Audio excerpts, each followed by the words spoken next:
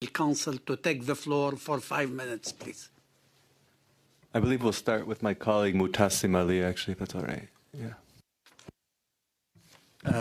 Thank you, Honorable Chair, Vice Chairs, and members of the committee.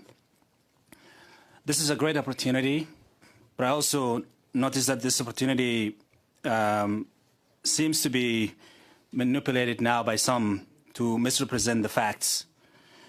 I'm a legal advisor at the Raoul Wallenberg Center for Human Rights, a doctoral researcher on peace and constitution making in post-conflict states, and I'm a Sudanese from Al-Fashir. I come before you not as a scholar or advocate, but as a witness, as someone who has seen my homeland repeatedly subjected to mass atrocities that were neither unpredictable nor unpreventable. Before the genocide in Al-Janina in West Darfur in June 2023, the warning signs were clear. The Masalit community faced an imminent threat, with perpetrators, the RSF, and allied militia, publicly vowing to wipe out the Nawab, a slur for slaves, on launching systematic dehumanization campaigns. These crimes, the crimes committed in Al-Janina, were preventable. The world heard the threats and saw the violence escalate, yet did not act. Al-Janina was almost emptied of its Masalit majority. A few months later, the same machinery targeted North Darfur, beginning with the Zagao community.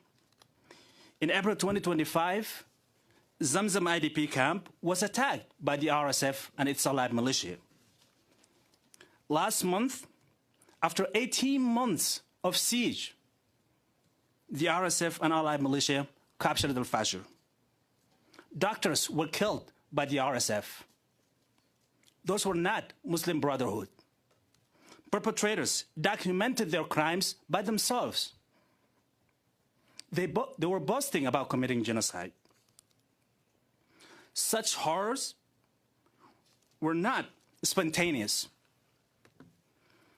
They were financed, equipped, and politically insulated. External actors, including Canada's ally, the United Arab Emirates, continue to back the perpetrators. International institutions meant to protect the vulnerable are being manipulated to shield those responsible.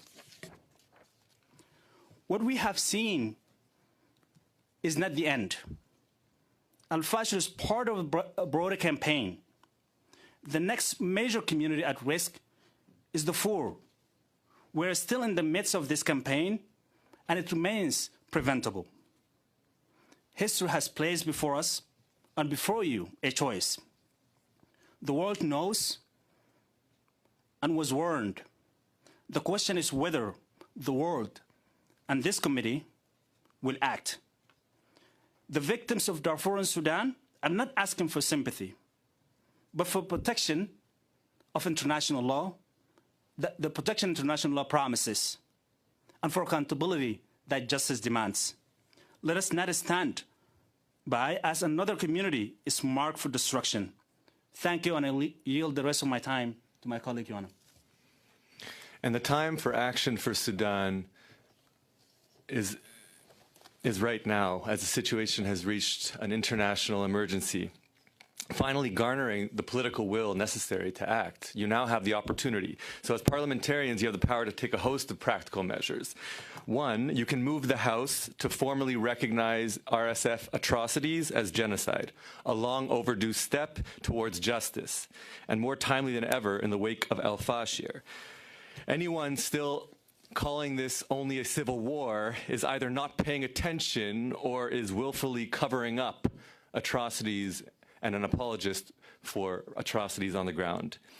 It's a genocide, and it's a war on children, as we've documented in 2 comprehensive reports, and I'm happy to elaborate later on.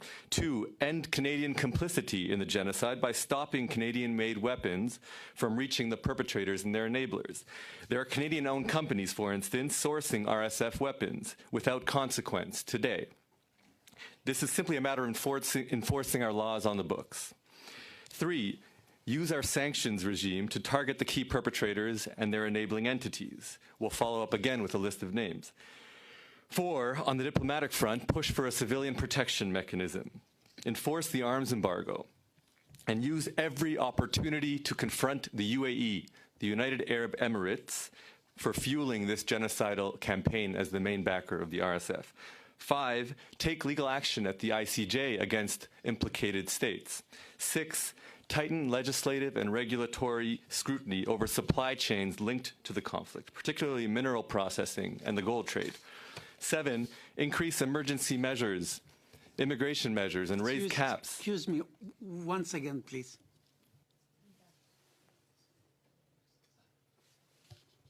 Sorry, go ahead. My apologies, my apologies.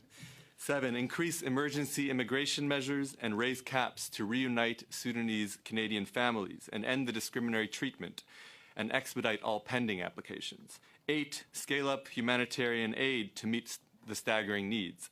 9, use your platforms to issue urgent statements to bring attention to Darfuri communities facing destruction right now and mobilize colleagues to support these measures. And finally, we're proud to launch today and tomorrow a historic all-party coalition for Sudan, a revival of the Save Darfur coalition, as was mentioned by our founder, the Honorable Erwin Kotler, and invite each of you to join and bring colleagues on board. We're committed to working with Parliament and civil society to implement this action plan, to ensure Canadians no longer remain bystanders to mass killing, starvation, genocide, and the world's largest humanitarian catastrophe that is shamefully being ignored. Thank you, Mr. Diamond.